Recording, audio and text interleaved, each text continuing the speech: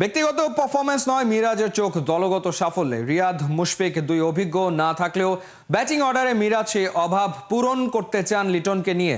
2017 বিশ্বকাপ সরাসরি খেলতে চান নয়া কাপ্তান। শ্রীলঙ্কার বিপক্ষে 3 ম্যাচের সিরিজের প্রথম ওয়ানডেটাও জয় দিয়ে শুরুর লক্ষ্য মিরাজের। শ্রীলঙ্কার কলম্বো থেকে নাইয়ান বিন জসিমের পাঠানো রিপোর্ট। মেহেদী হাসান মিরাজ আর চারিথ আসালাঙ্কা বেশ পুরনো দুজনের সম্পর্কটা। এই ছবিটা আপনাকে আজ থেকে প্রায় 8.5 বছর আগে ফিরিয়ে নিয়ে যেতে পারে সেই যুব বিশ্বকাপে, 2016 যুব বিশ্বকাপে, যেখানে কিনা বাংলাদেশ আর শ্রীলঙ্কা মুখোমুখি হয়েছিল তৃতীয় স্থান নির্ধারণী ম্যাচে। বাংলাদেশের ক্যাপ্টেন মেহেদী হাসান মিরাজ 53 রান আর 3টা উইকেট নিয়ে ম্যাচ সেরা হয়েছিলেন। আবার চারিথ আসালাঙ্কা তিনি 76 রানের একটা ইনিংস খেলার পরও তার দলকে জেতাতে পারেননি। ঠিক 8.5 বছর পর যখন এই ট্রফি হাতে মেহেদী হাসান মিরাজ ছবি তুলছেন আসালাঙ্কার সঙ্গে, তখন কিন্তু তিনি কিছুটা হলেও পিছিয়ে আছেন। বাংলাদেশের ক্যাপ্টেন এই মুহূর্তে তার দল 10ম অবস্থানের র্যাঙ্কিংয়ে, আর আসালাঙ্কার দল 4 নম্বরে। ঠিক এই জায়গাটাতেই মেহেদী হাসানের চ্যালেঞ্জ, মিরাজ কি পারবে কিনা ঠিক এই জায়গা থেকে দলকে উপরে নিয়ে যেতে, পাশাপাশি সরাসরি 2027 বিশ্বকাপে খেলাটা নিশ্চিত করতে।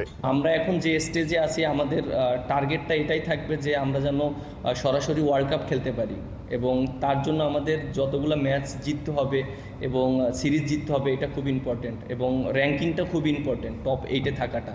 সো আমাদের আপনি যেটা বললেন, হ্যাঁ অবশ্যই এই সিরিজটা অনেক ইম্পর্টেন্ট, এবং ইম্পর্টেন্ট চিন্তা করে যদি আমরা প্রেশার নিয়ে ফেলি এটাও ডিফিকাল্ট। প্রত্যেকটা ম্যাচ বাই ম্যাচ আমরা চেষ্টা করব। আপনি যেটা বলেন ডিফিকাল্ট সময়, যেটা আমি সবসময় দেখেন যে আমি যে পজিশনে ব্যাটিং করি সবসময় কিন্তু প্রেশার সিচুয়েশনে ব্যাটিংটা করি, এবং বোলিংটাও কিন্তু প্রেশার সিচুয়েশনে করতে হয়। সো আমার কাছে মনে হয় বাংলাদেশে আমি অনেক ম্যাচ খেলেছি যে প্রেশার সিচুয়েশনে হ্যান্ডেল কীভাবে করতে হয় সেটা মানে মাঠ থেকে অনেকটা অ্যাপ্লাই করেছি। হ্যালো, এবার কি 4 নম্বরে ইনশাল্লাহ নাকি?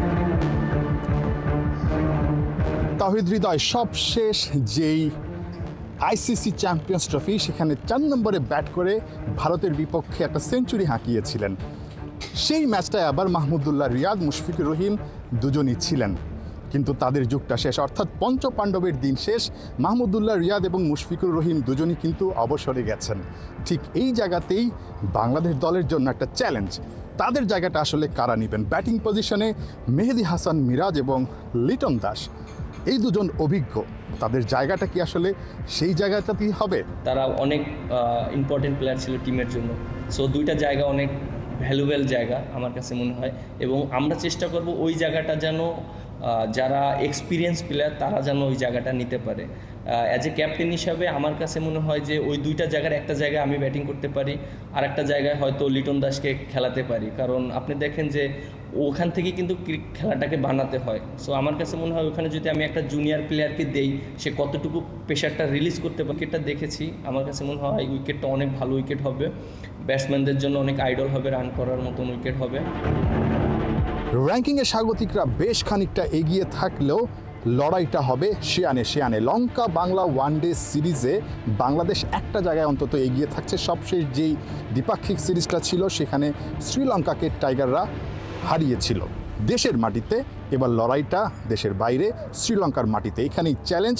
তবে মেহেদী হাসান মিরাজ, নিউ ক্যাপ্টেন, তিনি আসলে চ্যালেঞ্জটা নিতেই বেশি পছন্দ করেন। চ্যালেঞ্জে বাংলাদেশ জিতলে আপাতত যে খারাপ সময়টা, সেই খারাপ সময়টা কাটিয়ে বাংলাদেশ অন্তত আত্মবিশ্বাসী হতে পারবে। নাহিয়ান বিন জসিম, 71, কলম্বো, শ্রীলঙ্কা। সিরিজের আগে আর মাঝপথে ক্যাপ্টেন্সি নিয়ে নাটকীয়তা দলে বাজে প্রভাব ফেলে। বোর্ড পরিচালক আকরাম খান বলছেন আরো সুন্দরভাবে অধিনায়কের পালাবদল করা যেত। ওয়ানডের নতুন কাপ্তান মেহেদী মিরাজকে অন্তত 1-1.5 বছর দেখেই মূল্যায়ন করার পক্ষে আকরাম খান। ওয়ানডে র্যাঙ্কিংয়ে পিছিয়ে যাওয়াকে বড় ব্যর্থতা বলছেন বিসিবির সাবেক এই ক্রিকেট অপারেশনস চেয়ারম্যান। সৈফুল রূপকের রিপোর্ট। বিতর্কিত হলো যে ক্যাপ্টেন্সি, এটা কিন্তু Bangladesh team, it's not a পাড়ার টিম বা কোনো ক্লাব। খুব তাড়াতাড়ি ক্যাপ্টেন বানিয়ে দিই, আবার খুব তাড়াতাড়ি ক্যাপ্টেন থেকে কিন্তু আমি বিদায় করে দিই। ছবি কথা বলে, সাদা বলের নেতৃত্বে এখন মিরাজ আর লিটন। শান্তর ছেড়ে দেওয়ার টেস্ট ক্যাপ্টেন্সি পাওয়ার দৌড়েও আছেন ওই দুজন। ক্যাপ্টেন্সি ইস্যুতে শ্রীলঙ্কা সিরিজের আগে আর মাঝপথে নানা নাটকীয়তা। ক্রিকেট অপারেশনস বিভাগ কেন জটিল করে ফেলল বিষয়টা, প্রশ্ন তুলেছেন বোর্ড পরিচালক ও সাবেক কাপ্তান আকরাম খান। এক হাত নিয়েছেন নাজমুল শান্তরও। সিরিজের মাঝখানে কিন্তু এটা কিন্তু এফেক্ট করে। আমাদের সবাইকে বুঝতে হবে যে এটা কিন্তু Bangladesh team, it's not a পাড়ার টিম বা কোনো ক্লাব, এটা কিন্তু বাংলাদেশ টিম। এখন আপনাকে স্যাক্রিফাইস মানসিকতা কিন্তু থাকতে হবে। এখন মনে করেন যে আপনি আপনার ওই স্যাক্রিফাইস যদি না করেন তাহলে তো আপনি দেশের জন্য খেলা উচিত না। ক্যাপ্টেন একটা খুব সম্মানিত একটা জায়গা, প্লেয়ারের জন্য সবচেয়ে বড় একটা অ্যাচিভমেন্ট। তো আমার মনে হয় যে ক্যাপ্টেন হবে তাকেও কিন্তু আগে মূল্যায়নটা দিয়ে ওকে বোঝানো উচিত যে ও ক্যাপ্টেন হচ্ছে, এবং কেউ থেকে যদি ক্যাপ্টেন্সি সারায় সেই জিনিসটা ওকে সম্মান দিয়ে ওকে মানে আপনার বিদায়টা দেওয়া উচিত। ভারপ্রাপ্ত হয়ে গেল বছর 4 ওডিআইতে ক্যাপ্টেন্সি করেছিলেন মেহেদী মিরাজ। এক ম্যাচেও জয় পায়নি বাংলাদেশ। ভারমুক্ত হয়ে এবার কি নেতৃত্ব গুণ দেখাতে পারবেন এই ডাইনামিক অলরাউন্ডার? 2027 ওয়ানডে বিশ্বকাপে সরাসরি খেলতে চাইলে প্রত্যেকটা সিরিজেই মরণ কামড় দেওয়ার বিকল্প নাই টিম বাংলাদেশের। আমরা খুব তাড়াতাড়ি ক্যাপ্টেন বানিয়ে দিই, আবার খুব তাড়াতাড়ি ক্যাপ্টেন থেকে কিন্তু আমি বিদায় করে দিই। এটা কিন্তু অনেকগুলা উদাহরণ আছে, আপনি যদি চান আমি বলতে পারি। বাট মেহেদী আন্ডার-19-এও কিন্তু বাংলাদেশের ক্যাপ্টেন ছিল। ওকে অনেক আগেই বোর্ড চিন্তা করেছিল, ওর ক্যাপ্টেন্সি ম্যাটেরিয়াল আছে। বাট যেটা ইম্পর্টেন্ট হয়েছে যে আপনার ক্যাপ্টেন্সি তো আপনার মূল্যায়নটা হবে 1 বছর 1.5 বছর পর। আপনি 8-10টা ম্যাচ দেখে কিন্তু মূল্যায়ন করাটা এটা বোকামি হবে, নাম্বার 1। নাম্বার 2 হলো বাংলাদেশে যে অবস্থা আমরা আছি, আপনার টিমের পারফরমেন্সের উপর কিন্তু ক্যাপ্টেন্সি মূল্যায়ন করে না 90% লোক। যে যারা মনে করেন যে আপনার জিততে মনে করে ক্যাপ্টেন ভালো, খারাপ খেললেই মনে করে ক্যাপ্টেন ভালো না। সো ইম্পর্টেন্ট হয়েছে যে আপনার ম্যাচের পারফরমেন্স। তখন পঞ্চপাণ্ডব ফর্মে ক্রিকেট অপারেশনস চেয়ারম্যান আকরামের সময় দেশে বিদেশে প্রতাপ ছড়াতো বাংলাদেশ ওয়ানডে দল। র্যাঙ্কিংয়ে নিয়মিত 7-এর আশপাশেই অবস্থান ছিল, অথচ ফেভারিট ফর্মেটেই এখন নিচের দিকে নামছে রকেট গতিতে। যে টিম মনে করেন 6-7-এ ছিল ওখান থেকে যে আস্তে আস্তে 10-এ আসছে, এটা তো উচিত না। সাইফুল রূপক, 71।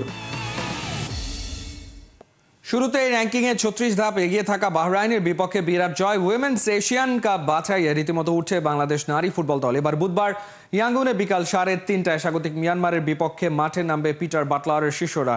এই মুহূর্তে দুটি দলেরই পয়েন্ট আছে সমান 3 করে। তবে বাংলাদেশের চেয়ে গোল ব্যবধানে এগিয়ে থাকায় গ্রুপ টেবিলের শীর্ষে আছে মিয়ানমার। প্রথম ম্যাচে বাহরাইনকে 7-0 গোলে উড়িয়ে দিলেও মিয়ানমারের বিপক্ষে ম্যাচটা সহজ হবে না বাংলার মেয়েদের জন্য। র্যাঙ্কিংয়ে 73 ধাপ এগিয়ে থাকা বার্মিজরা টুর্নামেন্টে আছে দারুণ ছন্দে। নিজেদের প্রথম ম্যাচে তারা তুর্কমেনিস্তানকে গুড়িয়ে দিয়েছে 8-0 গোলের ব্যবধানে। এমনকি দলটার শেষ 5 ম্যাচে নেই কোনো হার। তবে নিজেদের খেলাটা ঠিকঠাক খেলতে পারলেও এ ম্যাচেও জয় পাওয়া সম্ভব বিশ্বাস করে আফিদার দল। বাংলাদেশের ট্রায়ালে আসা একজন ফুটবলারকে কি মনে ধরেনি বাফুফের? 3 দিনের ট্রায়াল শেষে বাফুফের টেকনিক্যাল ডিরেক্টর সাইফুল বারী টিটু জানান, এখনই জাতীয় দল কিংবা বয়সভিত্তিক দলের জন্য কোনো ফুটবলারকে চূড়ান্ত করা সম্ভব হয়নি। স্বাভাবিকভাবে প্রশ্ন ওঠে কতটা খোলা মনে প্রবাসী ফুটবলারদের ট্রায়াল নিয়েছেন তারা। অর্ণবাপী রিপোর্ট। দেশের প্লেয়ারদের যেন কেউ যেন বঞ্চিত না হয় যে একটা আমি বিদেশি হাইপ আছে এই জন্যই আমরা নিয়ে নিলাম, তা না। ওই কোয়ালিটিটা আমাদের ওইভাবে স্ক্রুটিনি করে তারপরে নেওয়া উচিত। সো ভিডিওটা দেখে আমরা পর্যালোচনা করে এখান থেকে অবশ্যই 23-র যদি এলিজিবিলিটি থাকে অবশ্যই আমরা চেষ্টা করব, কারণ এছাড়া আমাদের আন্ডার-17 খেলা আছে, কিন্তু এখানে আন্ডার-17-এর মধ্যে কেউ নাই। প্রবাসী ফুটবলারদের ট্রায়াল শেষে আনুষ্ঠানিক সংবাদ সম্মেলনে এই কথার কি অর্থ দাঁড়ায়? প্রশ্ন ওঠে কি কতটা খোলা মন নিয়ে বিশ্বের নানা প্রান্ত থেকে আসা ফুটবলারদের ট্রায়াল নেওয়া হয়েছে, যেখানে মনের কোণে আগে থেকে গেঁথে আছে ভিন্ন কিছু। তবে এটাই বাস্তব, ট্রায়ালে আসা ফুটবলারদের মধ্য থেকে একজনকেও জাতীয় দল কিংবা বয়সভিত্তিক দলের জন্য চূড়ান্ত বাছাই করা সম্ভব হয়নি এই মুহূর্তে। এই দেখাটা হচ্ছে জাস্ট দ্য বিগিনিং। আমার মনে হয় যে এখনই ওদের নিয়ে কোনো ডিসিশন আমাদের আসার কোনো প্রয়োজন নেই। It's a long term process for some players. যাদের বয়স বেশি হয়ে গেছে ওদের জন্য হয়তো অত সময় কম। আমরা এটা একটা প্রসেসে যাব, এবং আপনারা যখন দেখবেন যে একটা অমুক ক্যাম্পের আগে অমুক প্লেয়ার চলে আসছে এখান থেকে, তখন আপনারা বুঝবেন চলে আসছে। সো এটা কোনো সমস্যা হবে না। গেল 3 দিনের ট্রায়ালে জমা পড়েছে শুধু দক্ষতা নয়, এসেছে আত্মত্যাগ, ভালোবাসা আর এক একটি পরিবারের নিঃশব্দ প্রতিশ্রুতি।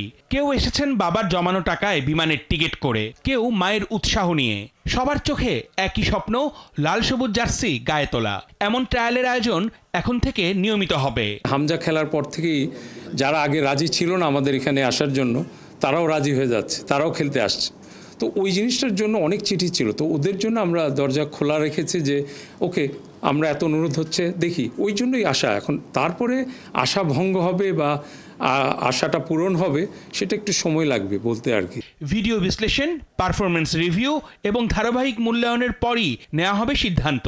ট্রায়ালে আসা প্রতিটা ফুটবলারের ডাটা সংরক্ষণে রেখে নিয়মিত বাফুফের পক্ষ থেকে রাখা হবে যোগাযোগ। আগামী 1 বছর থেকে 1.5 বছর তোমরা কি করছো এবং কি করলে ভালো হয়, ওই জিনিসটাও যেন আমরা নিয়মিত আমাদের সাথে কমিউনিকেট করা হয়। অর্ণব বাপি, ৭১।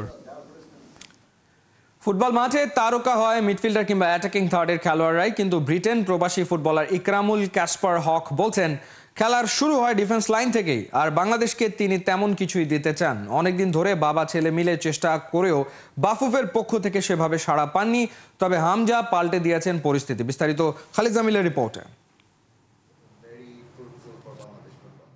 বিশাল গড়নের এই ফুটবলারের নামটাও বেশ অদ্ভুত, ইকরামুল ক্যাসপার হক। তরুণ এই খেলোয়াড় 22 বছরের ছোট্ট জীবনেই দেখেছেন নানা রং। বাবা ইহসানুল হক চন্দন বাংলাদেশি, আদিবাস, ঢাকার সাভারে। তবে তার সন্তান ইকরামুলের জন্ম ইউরোপের দেশ লিথুনিয়াতে, যদিও সেখানে আর থাকা হয়নি, মুভ করেছেন ইংল্যান্ডে। সেই দেশেই বেড়ে ওঠা আর ফুটবলের হাতে খড়ি। So you are here with a dream to play for Bangladesh. Tell us something about that particular dream. I've come here. আমি আসলে ফুটবলটাই খেলতে চেয়েছি। বাবা সবসময় সাথে ছিল। এখানে ইমেইলের মাধ্যমে যোগাযোগ করেছি অনেক দিন আগে থেকেই। অবশেষে সম্ভবত সুযোগটা এসেছে। হামজা সবাইকে পথ দেখিয়েছে। নিজের দেশের জন্য কন্ট্রিবিউট করতে চাই প্রাইড অ্যান্ড প্যাশনের সাথে। ইকরামুলের প্লেইং পজিশন ডিফেন্স লাইনে। দীর্ঘদেহী ফুটবলার আন্ডার 15 পর্যন্ত প্রফেশনাল 7th টায়ারে খেলেছেন। কোভিডের সময় সব বন্ধ হয়ে পড়লে তিনিও পড়ার টেবিলে মন দেন। পরবর্তীতে খেলেছেন ইউনিভার্সিটির সিনিয়র টিমে। What do you think about the particular importance of a defender, especially in a national team like Bangladesh? I feel like, from my point of view, আমার পয়েন্ট অফ ভিউতে গেম শুরু হয় ব্যাক থেকে। আমি আসলে বল win করতে পছন্দ করি, সেখান থেকে সামনে এগোতে চাই। ফুটবলের এক এক প্যাটার্নে ব্যাপারটা এক একভাবে ঘটে। দুর্বলতাগুলো রিকভার করে দলকে সাজাতে পছন্দ করি। Your height is 6'2", if I am not wrong. This particular height or this kind of height is very rare in Bangladesh, especially for the geographical location. What do you think you have this kind of advantage? Do you think this is an advantage as a footballer? Of course, at the back it can. Height ভালো হওয়ার সুবিধা তো আছেই, তবে তার চেয়ে বড় বিষয় সেটাকে কাজে লাগাতে জানতে হবে। কিভাবে বলের জন্য ছুটতে হবে, অন্য আক্রমণকে বাধা দিতে হবে। হাইট বেশি হলে এই কাজগুলোতে সুবিধা হয়, তবে সেটাকে বেনিফিট হিসেবে কাজে লাগাতে হবে। ফুটবল ফেডারেশনের বর্তমান কমিটির নেতৃত্ব দিচ্ছেন তাবিত আওয়াল। তার নানামুখী উদ্যোগে খেলার জনপ্রিয়তা দেশে বাড়ছে হু হু করে। ইকরামুল সেই অগ্রযাত্রার অংশীদার হতেই এসেছেন ঢাকায়। What do you think about the football structure, the culture of football in Bangladesh, and what about the vibe of Bangladesh football, especially in recent days? Do you follow these things? বাংলাদেশের ফুটবলে এখন জনপ্রিয়তা বাড়ছে, মানুষ বেশ crazy হয়ে উঠেছে। আমি খুবই আগ্রহী ভবিষ্যতে এই দেশটা ফুটবলে কতদূর যেতে পারে তা দেখতে। বাংলাদেশ ফুটবলে অনেক দূর যেতে পারবে তাতে নিশ্চয়ই সন্দেহ নেই, তবে সেই ফুটবলের সাথে ইকরামুলের যাত্রাপথ কত দীর্ঘ হতে চলেছে তার বিচার আপাতত বাফুফের হাতে। খালিদ জামিল, ৭১।